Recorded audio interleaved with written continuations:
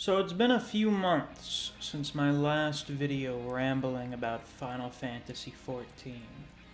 You may recall that I didn't like it very much at that point. I had finished ARR and its afterstory and had just started Heaven's Word. And, didn't have particularly high expectations for what was to come. So anyway, at this point, I've finished up through patch 5.3. I've finished what I guess is the end of post Shadowbringers. As far as the optional, quote-unquote, post-game content goes for the other expansions, I did Warring Triad. I did the Alexander raid tier. I did the Omega stuff. Haven't gotten around to doing Four Lords yet. I've done most of the weapon trials, and I have started the Eden raids. I did the first tier of them, I guess. I did Eden's Gate. So needless to say, I liked the game enough after a certain point to keep playing it. I figure I should probably talk expansion by expansion about how I feel about each of them to help further convey what I liked about each one of them. So obviously we gotta start in Heaven's Word, the first expansion, because ARR is not really an expansion of the original game. It's more like an implosion of the original game to make it smaller.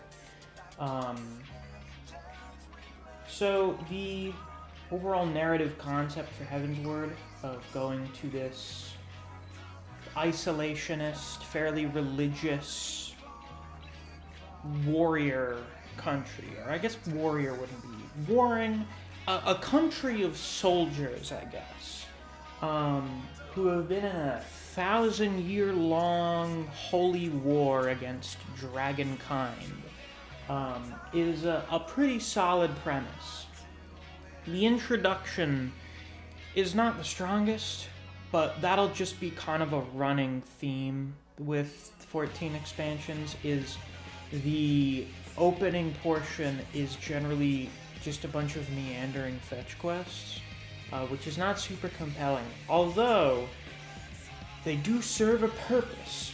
That purpose being to introduce you to the areas you're in, and some of the characters that you're going to be interacting with regularly. In the case of Heaven's Word, it's Manalaine and Artorial. The Fortomp sons. You go around, you do some menial shit for them, and then eventually the main plot kicks in. And that's when things get much more interesting, because you're going off on an adventure to go talk to Hraesvelgr and maybe kill Needhog. And this is just immediately a way better narrative structure than the entirety of ARR. Because in ARR, it's just, oh, you're here at your day job, working at the Scions of the Seventh Dawn. They send you to go kill a local deity every once in a while. Outside that, the narrative does not feel particularly well structured. It feels like things just sort of happen, and you don't really have much in the way of agency in those things, in addition to them just not really leading into one another really well. It is just things happening as nice separate incidents. But for most of Heaven's Word, it's just sort of you moving along, going places in pursuit of a singular goal, and the entire plot develops as a result of that. And who doesn't want to go on an adventure with multiple cool and interesting characters like Isail and Estinian, and also Alphino, who develops into more of an actual not annoying character, to go to Dragonland? Who wouldn't want to do that? And then, it eventually turns into you uncovering the ancient truth behind the Dragon Song War and bringing about an end to all of the evil bullshit behind Ishgard. It's pretty compelling. It's not the most unique or spectacular thing ever made. Which leads me to believe, it leads me to further believe my personal theory that Heaven's Word is so good due to an oasis in the desert situation of ARR is so shit and boring that you get to a decent story and it feels like peak. Which is not to say that Heaven's Word is not good, of course, but it's not like the bar was very high. The bar was in hell, and they managed to, go over wherever a normal bar would be. The trials we get during the story are pretty good, I'd say. Ravana's pretty solid. I should say pretty good is like an average. Ravana's pretty cool. He's quite simple, but most of the trials still are at this point. Bismarck is fucking dog shit. Fuck Bismarck. Bismarck brings the average down by quite a lot. It's probably still the worst trial. Yeah, actually, no, I think it's just the worst one. I'm pretty sure it's just the worst one.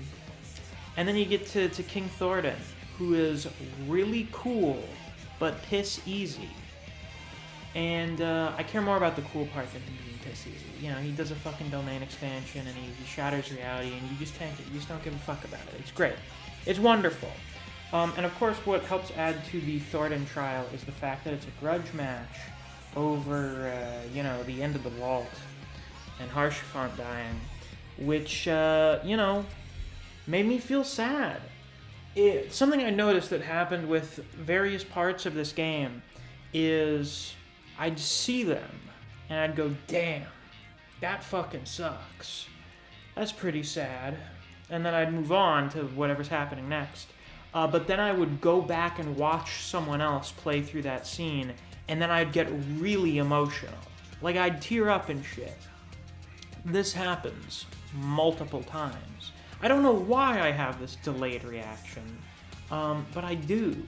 And Haurchefant's death is one of them. And Haurchefant's death, for me, is a really good sign. It's a good turning point for the game's narrative, and I guess a lot of its characters, because it's the first time something bad happens to some of the characters in the game, and I, actually give a shit about it. I look back at the destruction of the Waking Sands, and the Cabbage Patch Kid getting roundhouse kicked into a wall, and I just couldn't help but think, damn, I don't give a fuck about any of these people. I kind of hate these guys because of all the really boring shit they make me do all the time. I'm kind of happy the Garleans came and massacred all of them. That's not indicative of good character rating. That means you have a bad supporting cast. But with Haurchefant, I felt sad. He was my boy. He helped me out. He's the reason that we managed to get into Ishgard in the first place. So I actually cared about that, and I wanted revenge. I wanted my revenge twofold. The fucking, yeah. Anyway, and that adds a lot to the Thornton fight, even if it's not super difficult. And then, oh my god, you killed King Thornton, and then you get to the after story, in which we go, oh right, the Dragon Song War, that thing we cared about in the first place. I guess we still have to resolve that, because Estinian got taken over by Needhog because of the eyes.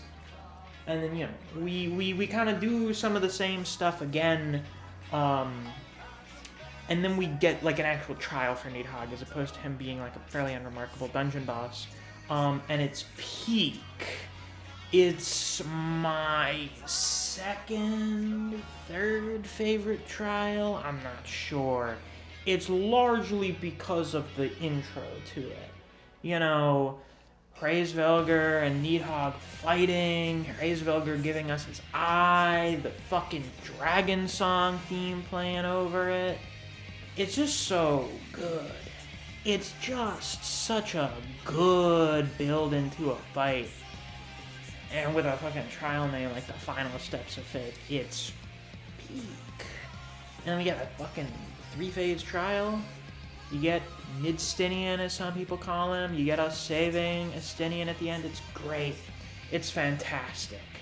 it was the first trial that made me feel really strongly invested in everything that was going on. And was, you know, wasn't super challenging, but it was engaging. It had quite a bit of mechanical complexity compared to what came before. It was really good. And then, you know, you get into the not really Stormblood setup. The, like, middle portion of the afterstory is actually, like, fucking Shadowbringer setup. With the Warriors of Darkness, who sound like a bunch of edgy losers, but are actually peak that we'll get to later. And then, you know, you do some Stormblood setup, you know, Elbert kills himself in hilarious fashion so that, Final Fantasy V references can happen? And then Ida just turns into a totally different character, you know? I feel like the stuff with Lise was not planned in advance. I think we just got to a point where they were like, man, we don't know what to do with Ida. She's just kind of like a generic non-character. Fuck it. Turn her into a different character. And, you know, she's a pretty decent character. It's just really funny that they had to, like, change her name and everything. Like, what the fuck was the point of that? It's so silly to me. Just thinking about the grand scheme of her character. And then, you know, we get into Stormblood, which a lot of people consider to be the weakest expansion. Unless you don't like Dawn Trail. I haven't gotten to Dawn Trail yet, so I don't really have an opinion on that. But I'm inclined to agree. It's not that I think it's bad. I just think it's not quite as compelling as the other two.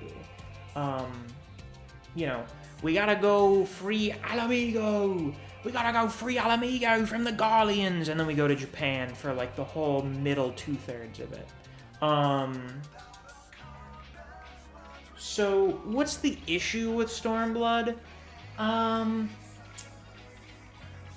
Maybe it's just how, like, normal a lot of this stuff happening in it. It's a story about doing revolutions, and there normally isn't a bunch of big, flashy shit in that. So a lot of the stuff that we're doing is just sort of really basic. Go around and help this guy. Go help these people. Go fight these soldiers over here. Not a ton of really crazy stuff going on for the most part. We throw in a few primal fights to spice things up. Susanoo, very cool. Love active time maneuvers. Fucking Lakshmi happened, I guess. You know, she was kind of whatever. And you get to Shimmeryu, which is a, you know, cool big dragon fight. So the thing is that makes Stormblood quite compelling. Not the main cast like it is in Heaven's Word. You know, the new NPCs we introduced, they're not bad. They're pretty good, you know. I like Hien. He's cool. Love Gusetsu. But it's the antagonists. The antagonists are already pretty good in Heaven's Word, but in Stormblood, Yotsuyu is like an actual, complex, somewhat nuanced character. Pretty irredeemably evil, but can you blame her after everything that she went through? Yeah, you can, in all honesty, given that a lot of other people have suffered terribly and have not become horrible, evil dictators. So I'd say, yeah, you can still blame her. And then you get to Xenos, who is not nuanced and complex at all. He just fucking loves being evil and killing people and fighting. And you can actually fight him, so he wants to have gay sex with you if you're playing a male character. I can't imagine him being anywhere near as entertaining if you're playing a female character. The homoerotic vibes of playing through Stormblood, well, you know, 14 in general, because Xenos comes back, but, you know, playing a male character and having your dynamic with Xenos is greatly enhancing the experience. Because it's just like, man, this guy really wants to rub his dick up against mine because I can fight him, because I'm strong. We get rid of any of the possible denial that you get with these characters from like any other piece of media where you have the Blood Knight battle-hungry character where they're obsessed with the protagonist, you know. They get excited by them. but it's not gay. No, it's gay here. Though given that he'll do this for your character regardless of their sex, I suppose it's pan, maybe. It's pansexual bloodthirst. And that's very entertaining. It's greatly entertaining. But, you know, when you don't have these, like, really entertaining characters around, the story is just not really as compelling. And I feel almost like Stormblood has a lot more of the menial fetch quest stuff. The ones you do at the beginning are not nearly as compelling as the ones we get in Shadowbringers. I don't feel like they contribute quite as much to the world building. It's just kind of familiarizing yourself with some of the people of Alamigo, but most of those people are not really that important. So, you know, yeah. And then you get to the after story, which largely covers the stuff with Yotsuyu, her losing her memory, which is a pretty good tale of, you know, seeing if someone, regardless of what they've done in the past, can be redeemed, especially if they only became so horrible because of the world being horrible to them. And, you know, that doesn't always mean there's going to be a happy ending there, unfortunately. The Tsukuyomi trial, pretty cool. Really good narrative. I didn't fully pick up on the mechanics the first time I fought her, but running through that fight again, I think I had a much better appreciation for them. She's pretty good, you know? She's quite good. Maybe the best Stormblood trial? I don't know. I really like Shinra. And then, so, you know, somewhere in the middle of there, I did the Omega raids.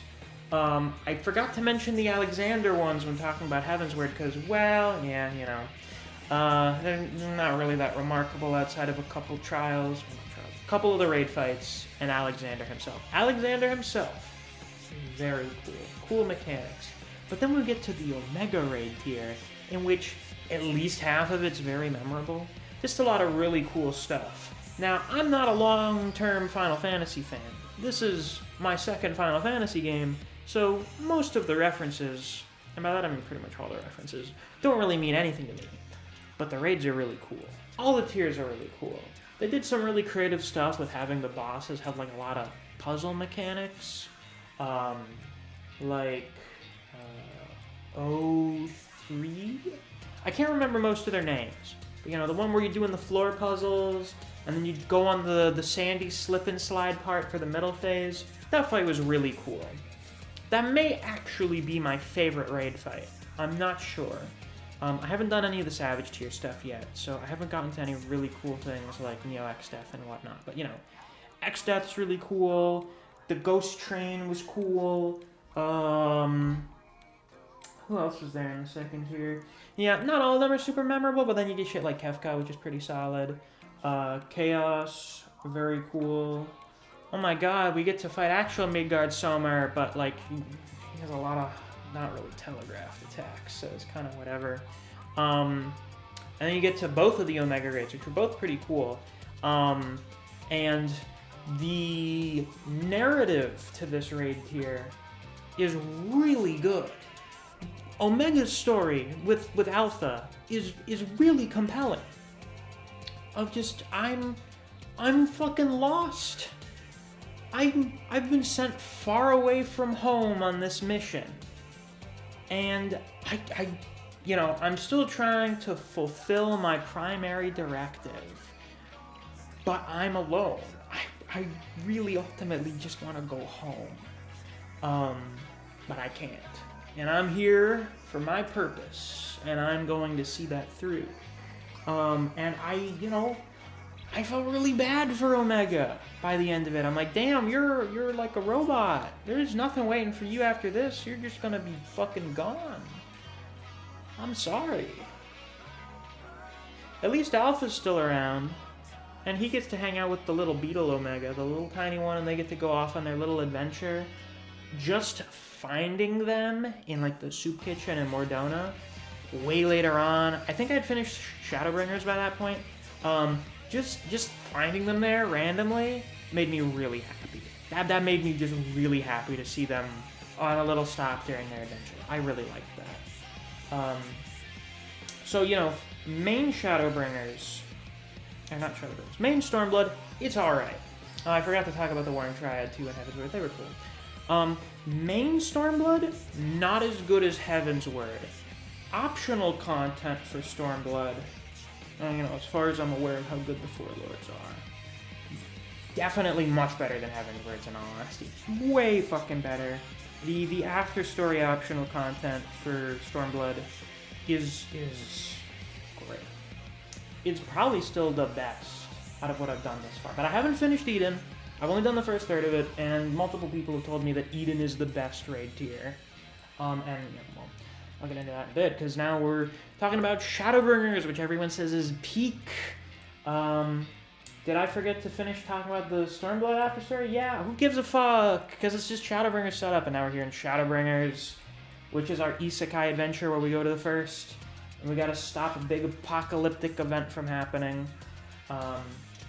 And we become the Warrior of Darkness, because everything's been inverted here due to this world's imbalance being caused by light. So we have to go save the world from light and defeat the angelic light wardens to, stop this world from ending, and as a result, stop another Umbral Calamity from happening back in the source. Why do people say Shadowbringers is the best expansion? Well, I can think of some reasons, because I really like Shadowbringers. It's, it is the best chunk of the game thus far, in my opinion. Haven't gotten to Endwalker yet. I know some people like Endwalker more. We'll see if I do, because I love a good ending. But it's just got a lot of things going for it. You're going to a new world, which is fresh, interesting, creative, meeting a lot of new people who serve as a good introduction to the way this world works. These are all people who have a lot of problems that helps to make them fairly compelling. The first third of the story is entirely focused around you going and finding the Scions again, who at this point you have been without for a while due to the Stormblood after story. So you're here, you're alone, even though you have new people here, but you don't have the people you're familiar with. So you're going back and finding them, and in the process learning more about this new world that you're in. And so bit by bit, you're bringing your friends back to you. You get that comfort of having these familiar faces by your side yet again. Familiar, but different, because they have way better outfits now. And, the enemies are cool. The general concept of what's going on in the first, with the flood and whatnot, is really cool. And then you have the main villain, Emmett Selk, who, he's probably the best character.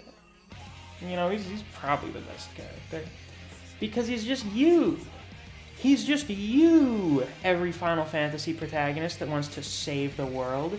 He wants to save his world too. He'll do whatever he has to save his world. Because, someone has to.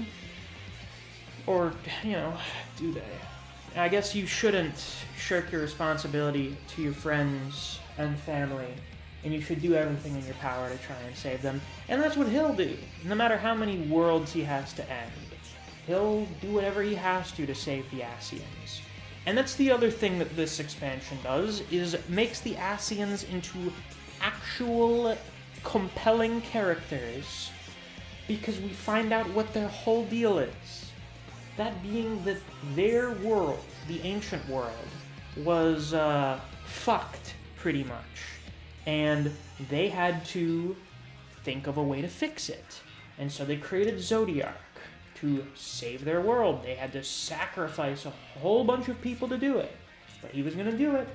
There were some of the Ascians that went, no, this is bad and immoral. And hey, if something's going to end, it's just got to end. Something new will come after, but there's no point in grasping onto things that are not long for this world. And so they created Heidelin, and then, God and the devil fought and their battle shattered the world into the source and its 13 reflections. And, Emmett Selk and the other Ascians, they want to bring their world back. They want to bring their people back, the people they know and care about. So they gotta reawaken Zodiark, and they have to destroy the reflections and return them to the source so that things can go back to the way they were. It's a very simple human motivation. It's a fucking protagonist motivation. I want to save my world. I want to save my people. I want to save my friends. And, you understand that, but that's the same thing we want to do. And if there's no way to compromise, if we can only choose one, then obviously we're going to choose ours. It's the same thing we're both doing. And that makes it really compelling. It makes it really compelling. It adds a lot of extra meaning to the stuff that you do. To the dying gasp, to the seed of sacrifice. It just adds a whole hell of a lot of meaning to it. I love Amarat. Amarat is so cool. Walking around a fucking Art Deco city. I've never seen an ancient civilization with an Art Deco aesthetic. That's so cool. It's just fucking rapture. I love Amarat. I love going around talking to the Ascians because they're just all so nice. They're just all so nice. I feel so sad that they're gone. And that these illusions of them are going to be gone soon as well. At least we get to chat with Hyclodeus a bit, and they seem like a really cool person. I can't wait to meet them in Endwalker, because I know some timey-wimey bullshit happens there. And you can't help but feel really bad for him itself. This man has borne the burden of saving his entire civilization for, thousands upon thousands of years. He's so lonely. Even though he has a Litus, but, there's some more context added to that. And no one likes La Habre. He's a mid-machine. So, you can't help but sympathize with him. But you gotta do what you gotta do. Now, there's a lot of shit that happens in Shadowbringers, so obviously I skim over it a lot. You have a lot of other really good characters, like Ardbert. Ardbert becomes such a good character through this. He is such a tragic reflection of the player character. His inclusion and tagging along with you through various moments is great. I should also mention the music. The main Shadowbringers motif really adds a lot to a lot of moments, especially the sad ones. And that ending with remember us. Remember that we once lived. What? God damn it, I fucked up. Whatever. The people know the line. He's great. It's wonderful. And then we get into the after story, in which we go, hey, Elidibus, who we've been setting up since the end of ARR? Yeah, we're going to do all of this stuff in the Shadowbringers after story. It's a bit of a weird decision to me. I felt like he would have more significance, especially because he becomes the last of the Unsundered, but I'm not complaining. I'm not gonna fucking complain, because the Shadowbringers after story is probably the best part of the game for me, in all honesty. At least 5.3 of just totally flipping shit on its head of, hey, the guy that you're fighting is, he's the Warrior of Light. He is summoning Warriors of Light from other universes to help save this world from darkness, wrought by you. This guy is the hero of his story. He is the hero for his people. Mankind's first hero and his final hope. And you've got to stop him. It's just like with Emmett Selk. No matter how much I understand your motivation, it's your world or my world. And I know which one I live in. So, you do what you gotta do. So, you go fight him in the best trial of the game. You go fight that fucking Warrior of Light, who uses a bunch of player character mechanics. You get a phase transition, active time maneuver, in which you see Emmett Selk kind of return, a specter of Emmett Selk return and save you so that you can save Elidibus from the dreadful burden of forever fulfilling a duty that he cannot remember why he is carrying out. It has been so long that he can't even remember who he is doing this for. All he remembers is that he must. And you have to stop him. And then you basically get a fucking limit break clash. Oh my god. And then that part after.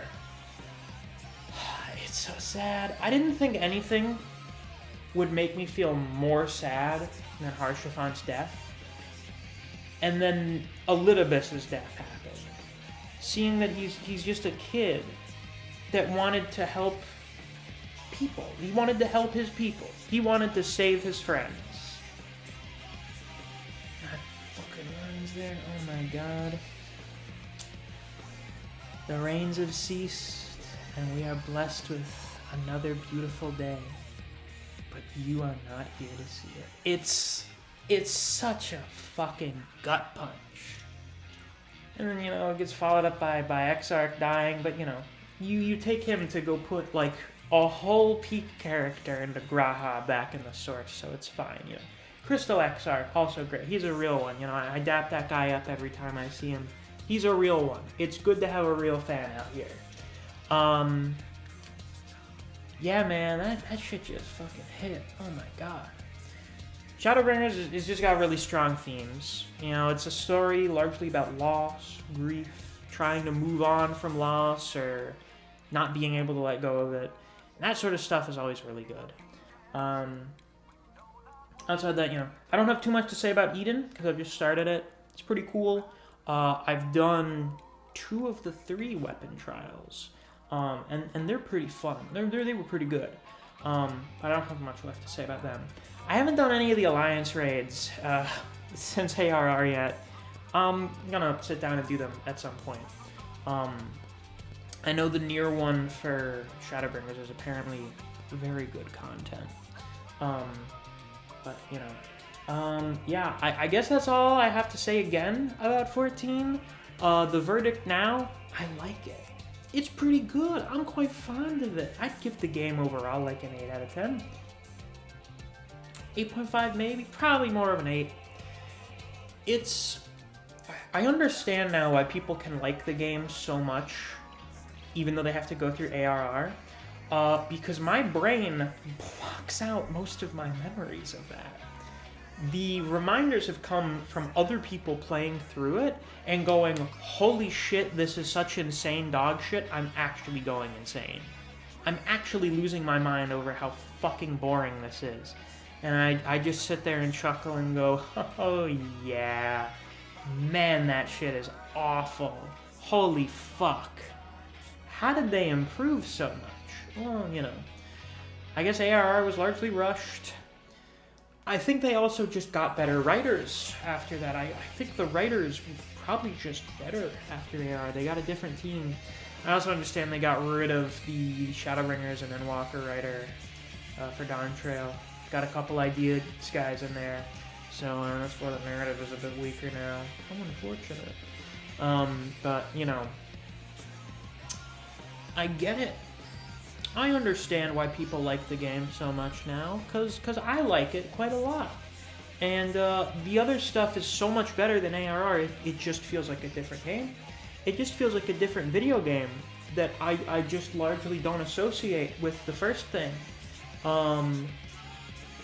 Which I guess is a testament to the quality of the stuff that comes after.